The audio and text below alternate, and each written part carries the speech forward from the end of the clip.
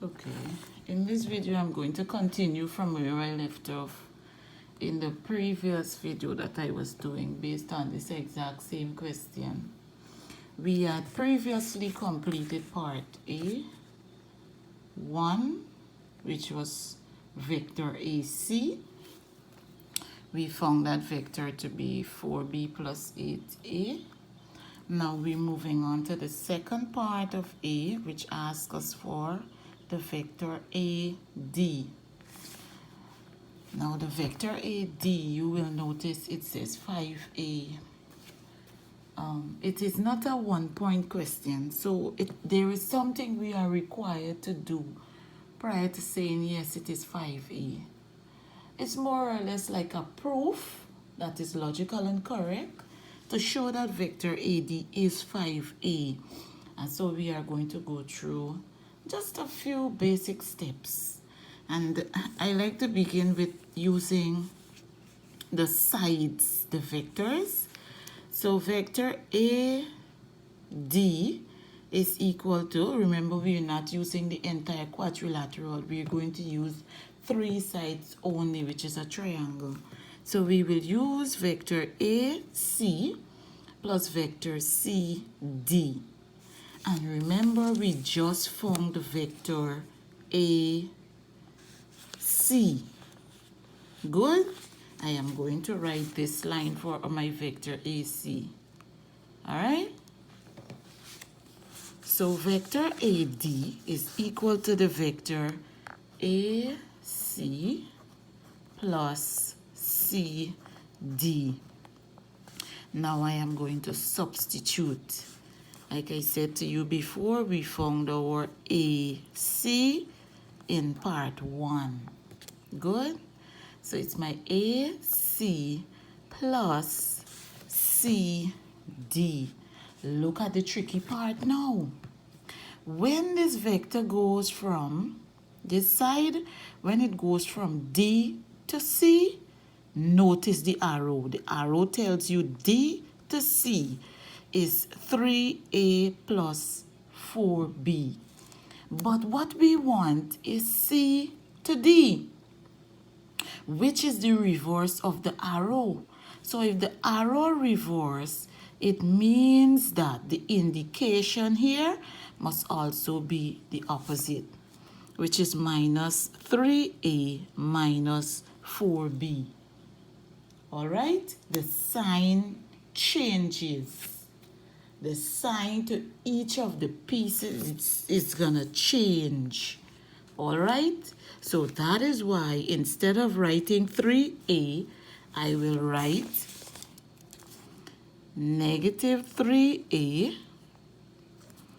And instead of writing plus 4B, I will write a minus. All right? Let me simplify. I hope I did not confuse you.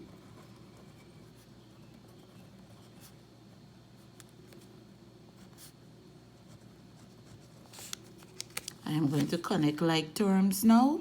4B minus 4B will cancel itself because I will get 0.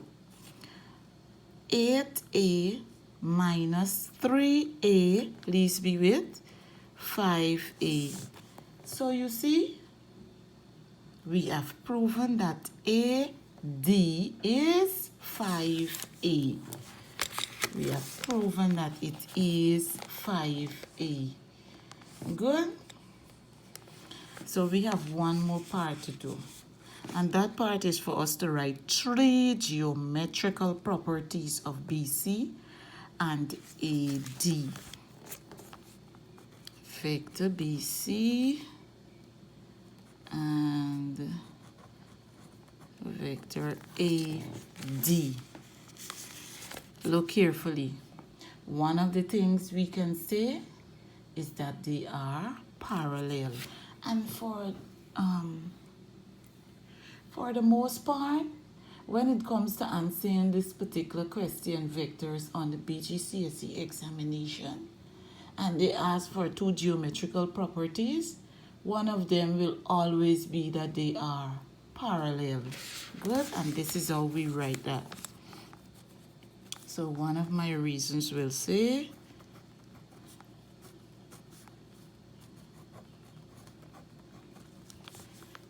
BC is parallel to AD. And then we need one more. Good. Let us look carefully. AD is 5 and BC is 9. Both of them are A's. But B is a little more than BC is 4 more than AD. So we can say BC is equal to 9/5 of AD. Yes, because it is larger. So we can say the first one goes over the second one. When we speak of BC, we write that number as our numerator. And AD, we use the coefficient of A as our denominator for that fraction. So that's one of the reasons. Or we could say this, or using the same rationale, we could say 5/9 of BC is equal to AD. Either of these. You do not say both, you just say one of them. All right? So you may review the question. Remember, I always emphasize that you review. This is the entire solution. Good?